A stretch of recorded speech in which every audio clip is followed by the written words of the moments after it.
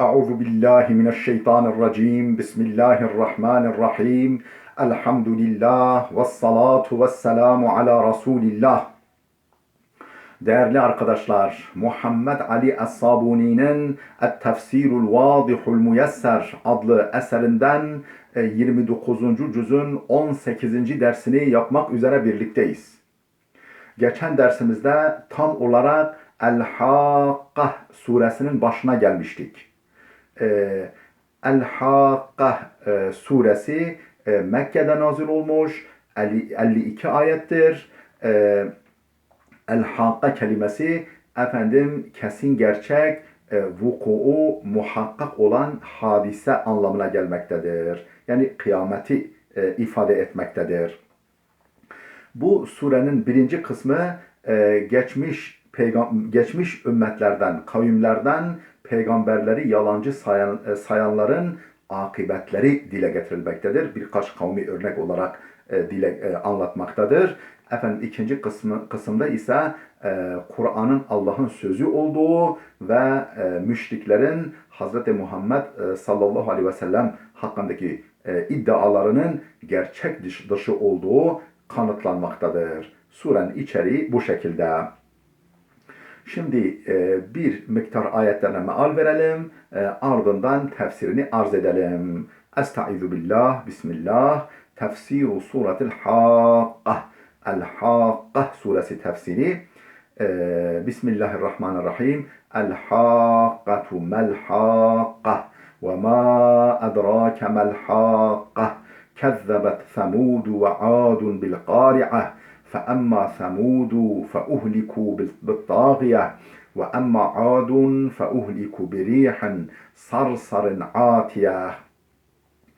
El-Hakka, o kesin gerçek, o hakikat olan hadise.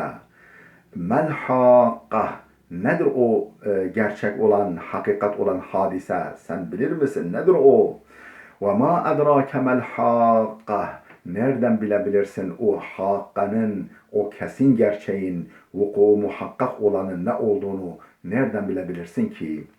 Kezzebet Semud ve Adun bil Qari'ah.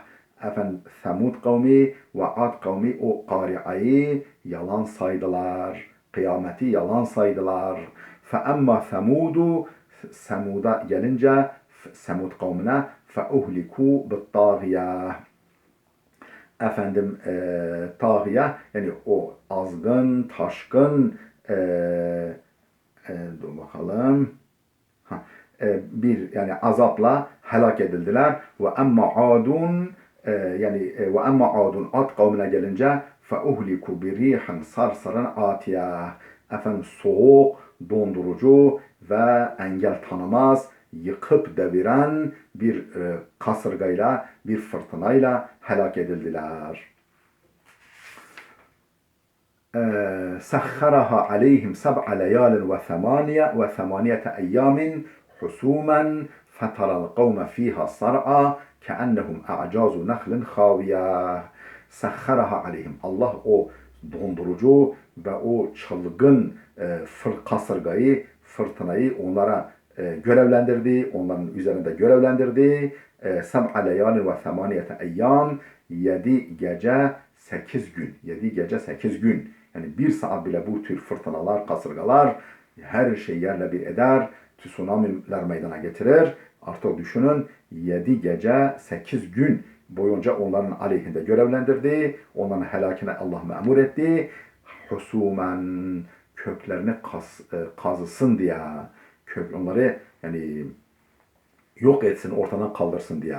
Fetaral kavme fiha sar'a, o kavmi o rüzgarda yerlere serilmiş, ölüp gitmiş olarak görürsün. O rüzgar estiğinde, kasırga estiğinde keennehum a'cazu nehlin khaviye, içi çürümüş, içi kof olmuş, koflaşmış, hurma kütükleri misali, hurma gövdeleri gibi. Buraya kadar bir tefsirimizi okuyalım. El-Hakkatu mel-Hakkah ve ma adrake mel-Hakkah. El-Hakkah el-Kıyame. Yani o kesin gerçek. Hakikat olan hadiseden maksat kıyamettir. سميت حاقة لأنها حق مقطوع بوقوعها لا شك في مجيئها ولا جدال. Summiyet hakikaten kıyamete el hakka diye ad verilmiş, isim verilmiş, yani hakikat, gerçek. لِأَنَّهَا hakkun, çünkü haktır. مَقْتُعٌ بِوُقُوعِهَا, vuku'u, meydana gelişi kesinleştirilmiştir. Kesin karar altına alınmıştır. La şekke fi meci'iha ve la cidale, onun gelişinde ne şek var ne de tartışma. Ve tekraru melhaqqa, yani el-haqqatu melhaqqa. Oradaki melhaqqanın tekrar edilişi niçindir? Li tefhimi şe'niha. Onun durumunu daha dehşetli, daha büyük göstermek içindir. Onun ne büyük ne dehşetli bir hadise olduğunu ifade etmek içindir. Ve ta'zimi emriha, onun durumunun muazzamlığını, büyüklüğünü dile getirmek içindir. Vel aslu en yekule mahiye. El hakkatu mahiye. Yani böyle denmesi beklenirken el hakkatu mel hakka. El hakkatu mahiye diye kestirmeden söylenebilirken el hakkatu, o hakikat hadise. Nedir o hakikat olan hadise? Bak, nedir o demiyor. Nedir o hakikat olan olay, hadise diyor. Velakinne وضع الظاهر مكان الضمير لزيادة التخويف والتهويل.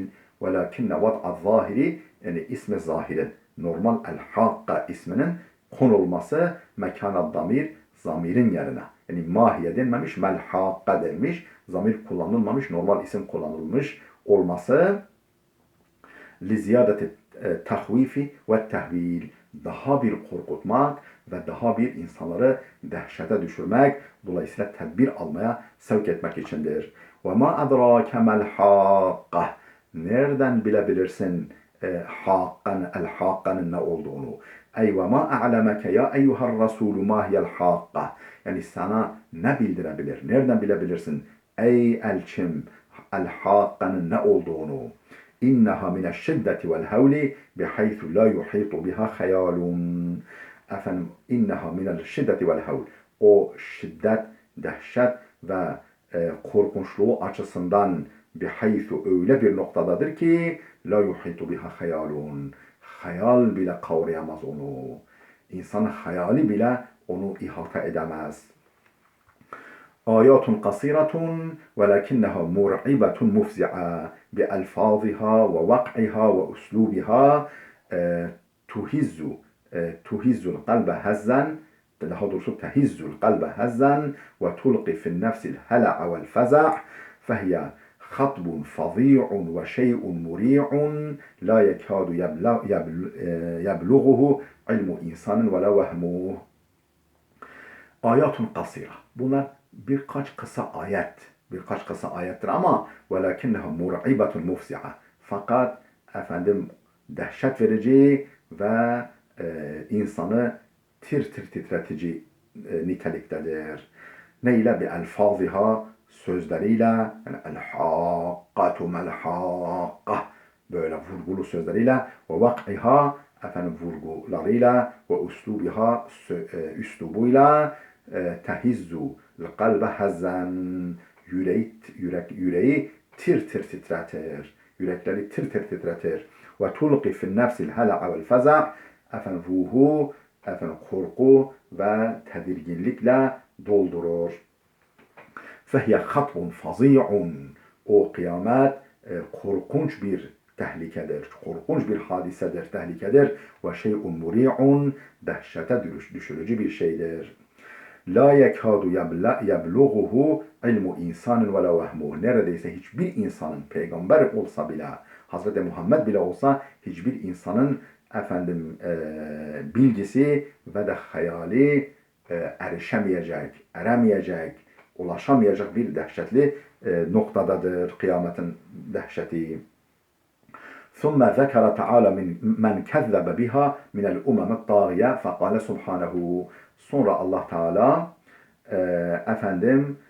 taşkın, azgın ümmetlerden kıyameti yalan sayanlara sözü getirdi. Yalan sayanlara yer verdi. Fekale subhanehu, o Allah Celle Celaluhu şöyle buyurdu. kezzebet semudu ve adun bil kari'ah. Efendim Semud kavmi ve Ad kavmi o kari'ayı, o gümbür gümbür kapıları çalacak olan, ansızın kapılara dayanacak olan kıyameti yalan saydılar. فَأَمَّا ثَمُودُ فَاُهْلِكُوا بِالطَّاغِيَةِ. Semud'a gelince onlar efendim azgın taşkın bir azapla helak edildiler.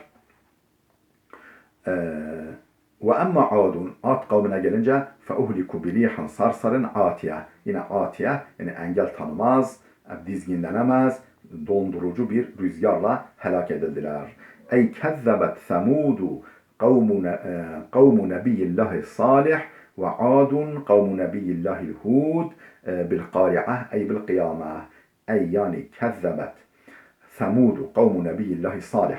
Allah'ın nebisi olan Salih Aleyhisselam'ın kavmi olan Semud yalan saydı. Ve Adun kavmu nebiyillahi Hud.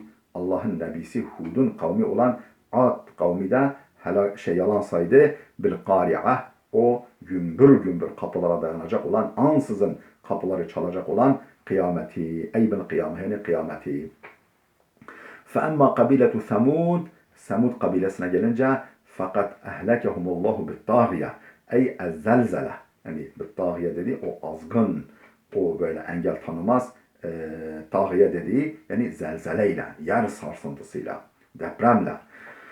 Ey ezzelzeletel azimetel fazi'ah, o muazzam, o dehşetli, o korkunç zelzeleyle helak edildiler. Haythu rucifet bihimul ardu, şöyle ki yer onlarla beraber sarsıldı, titretildi. Fedemmerathum ehlekethum, onları yere serdi, onları yıkıma uğrattı ve helak etti o zelzele. Kema kâle subhanehu, nitekim Allah Teala şöyle buyurmuş. فَأَخَذَتْهُمُ الرَّجْفَةُ, onları titreme tuttu, onları deprem yakaladı. فَأُصْبِحُوا فِي دَارِهِمْ جَاثِمِينَ, evlerinde çöke kaldılar, yerlere çöktüler. Yani çöktüler ve üzerlerine evleri yıkıldı. Ve emma kabiletu Adin, Ad kabilesine gelince fakat ehlekehumullahu birrihil asifetiş şedide, o efendim kasırga şeklinde şiddetli olan rüzgarla Allah onları helak etti. Zat-ı savt-ı mufzi'e vel baridetil muhliketi bi şiddeti berdiha. Nasıl rüzgar, nasıl şiddetli kasırga? Zat-ı savt-ı mufzi', böyle korkunç, insanları ürküten sesiyle, böyle ıslık çalar gibi sesiyle, vel baridetil muhliketi bi şiddeti berdiha, şiddetli soğukluğuyla insanları helak edici, dondurucu soğuğuyla. Ve hiye debur, bu debur rüzgarıdır. Lekavlihi sallallahu aleyhi ve sellem, nitekim Peygamber sallallahu aleyhi ve sellem şöyle buyurmuş: Nusirtu bis sabah ve uhliket adun bid debur. Bana sabah meltemiyle yardım edildi. Sabah meltemiyle savaşta bana yardım edildi. Allah o sabah meltemini böyle estirerek, okşayıcı o rüzgarı estirerek bana yardım etti. Ve uhliket adun bid debur. Ad kavmi ise debur rüzgarıyla helak edildi. Ravahul Bukhari. Bu hadisi Bukhari nakletmiş. Ve ma'na kavlihi atiye, yani atiye efendim bir rihan sarsarın atiye derken oradaki atiye kelimesi ey mutecavizetil had, yani sınır tanımaz, engel tanımaz. Efendim dizginlenemez. Fil hububi vel buruda, efendim esmede, efendim savrulmada ve soğuklukta. Kâle İbn Abbas, İbn Abbas Hazretleri şöyle demiş: Ma ersalallahu min rihin qattu illa bimikyalin ve ma enzele qatraten qattu illa bimikyalin illa yevme Nuhin ve yevme Ad fe innel ma'a taga alel huzzan felem yekun lehum aleyhi sebil. Ne diyor İbn Abbas? Diyor ki ma ersalallahu min rihin qattu illa bimikyalin. Allah hiçbir rüzgarı göndermemiştir ancak ölçüyle.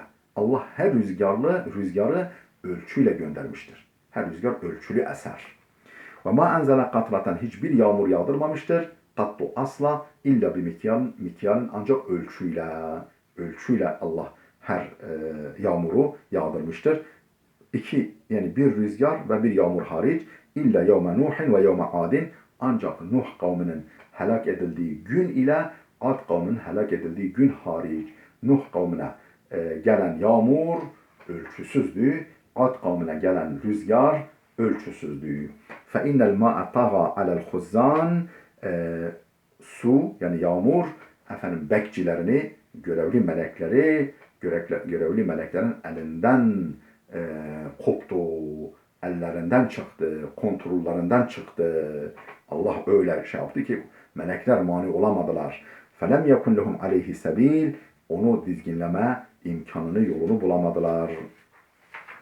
Dedi İbn Abbas. ثُمَّ قَرَأَ. Sonra bu ayeti delil olarak okudu. اِنَّا لَمَّا طَغَ الْمَاءُ حَمَلْنَاكُمْ فِي الْجَارِيَةِ. Yani başka bir surede biz su taşınca, su azınca حَمَلْنَاكُمْ فِي الْجَارِيَةِ sizi gemide taşıdık. Sizleri ey müminler, o günkü müminler sizi gemide taşıdık.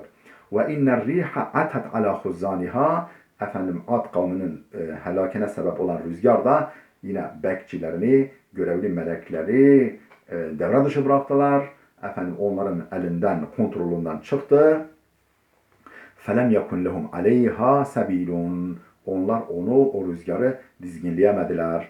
ثُمَّ قَرَأَ. Yine İbn Abbas şu ayeti okudu. بِرِيحًا صَرْصَرًا آتِيَةً. O Ad kavmini helak ettik. بِرِيحًا صَرْصَرًا dondurucu bir rüzgarla, kasırgayla atiye, azgın, taşkın, dizginlenemez. Ravahu Taberi, İmam Taberi bu hadisi nakletmiş. Daha doğrusu bu görüşü İbn Abbas'ın bu tefsirini, açıklamasını nakletmiş. Sahharaha aleyhim sab'a leyalin ve themaniyete eyyamin husuma. Sahharaha aleyhim. Allah o rüzgarı onlar üzerinde görevlendirdi. Sab'a leyalin 7 gece ve themaniyete eyyamin 8 gün husumen köklerini kazısın diye. Ey sallatallahu aleyhimur rihal atiyetel mudammira. O yıkıcı olan azgın rüzgarı onlar aleyhinde, onların üzerinde onlara musallat etti.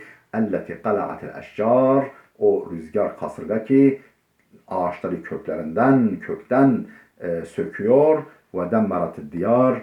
Memleketleri, yerleşim yerlerini yerle bir ediyor. Seb'a leyalin ve themaniyete eyyam. Kaç gün? 7 gece, 8 gün. Husumen ey mutetabi'aten, peş peşe, ard arda. Ve hâzâ ma'nel husum ve hiyelleti la tefturu ve la tenqati'u. Bu husumun manası budur. Gevşemeksizin, arda arkası kesilmeksizin. Aslında husum hasema, yani kata'a anlamına geliyor. Yani köklerini kurutucu, onları yeryüzünden silici manası da vardır. Müfessirimiz o manayı vermemiş olsa bile. فَتَرَى الْقَوْمَ ف۪يهَا صَرْعًا كَأَنَّهُمْ اَعْجَازُ نَخْلٍ خَاوِيَةٍ.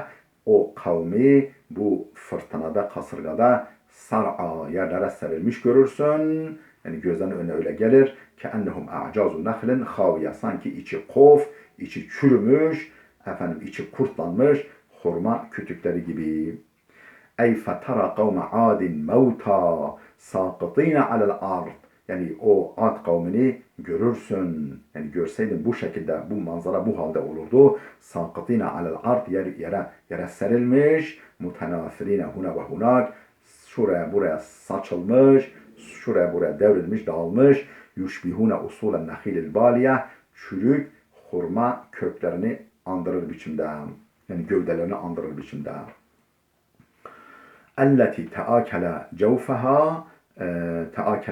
Teâkele cevfuha fesakatat alel ard. İçi kurtlanmış, içi birbirini yemiş, çürümüş ve dolayısıyla yere devrilmiş hurma gibi. Şebbehehum Teala bin nehili. Allah niye onları hurma gövdelerine benzetti? Leennehum kânû tivâlen. Çünkü uzun boylu idiler. Hurma kütükleri gibi, hurma gövdeleri gibi uzun boyluydular. Dihâmel eçsâm, cisimleri büyük idi. Yuşbihûne fid dahâmeti şeceran nehil. O dahamet, o büyüklükleri açısından hurma ağaçlarını andırıyorlardı. Fehel tara lehu min bâkiye.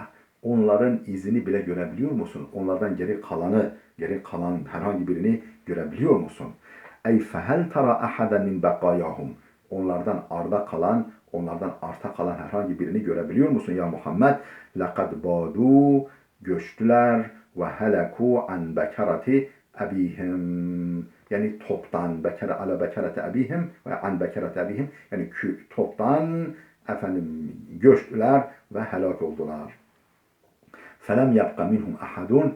Onlarda hiç kimse kalmadı. İnnel asifete izâ istemarrat sa'aten ev sa'ateyni. Bir kasırga 1 veya 2 saat sürdüğünde harrabat ve demmarat, tahrip eder, yıkıma uğratır, yerle bir eder o estiği yerleri. Fekeyfe izâ dâmet 8 eyyâmen tibâen. Artık ardı kesilmeksizin peş peşe 7 gece 8 gün devam ettiğinde nasıl olur durum, siz kıyaslayın. İnnehu ikabullahi littugâtil mukezzibin. O yalancı sayan, yani peygamberleri yalancı sayan, hakkı yalancı sayan azgın, taşkın kimselere Allah'ın ikabıdır. Allah'ın ağır cezasıdır. Lem yuhlikhumullahu bil qanabil zerriye. Allah onları atom bombasıyla helak etmedi. El-kanabilu zerriye, atom bombasıyla Allah onları helak etmedi. Evil hidrojeniye veya hidrojen bombalarıyla Allah onları helak etmedi. Ve innema ahlakehum bi absati cundihi. En basit ordusuyla, en basit askeriyle, yani o normalde latif, hoş, okşayıcı rüzgarla, bir rih sarsarıl atiye, ama azgınlaşmış ve dondurucu rüzgarla, kasırgayla onları helak etti. وَلِلَّهِ جُنُودُ السَّمَاوَاتِ وَالْاَرْضِ. Başka ayetinde belirttiği gibi göklerin ve yerin orduları Allah'ındır. Allah'ındır, dilediğini devreye sokar, dilediğini istihdam eder, düşmanını helak etmede kullanır. وَمِنَ الْحَد۪يثِ عَنْ هَلَاكِ عَادٍ وَثَمُودٍ اِلَى الْحَد۪يثِ عَنْ هَلَاكِ فِرْعَوْنَ الطَّاغِيَ الْجَبَّارِ. Değerli dostlar, burada dursun. Gelecek dersimize kadar Allah'a emanet olun.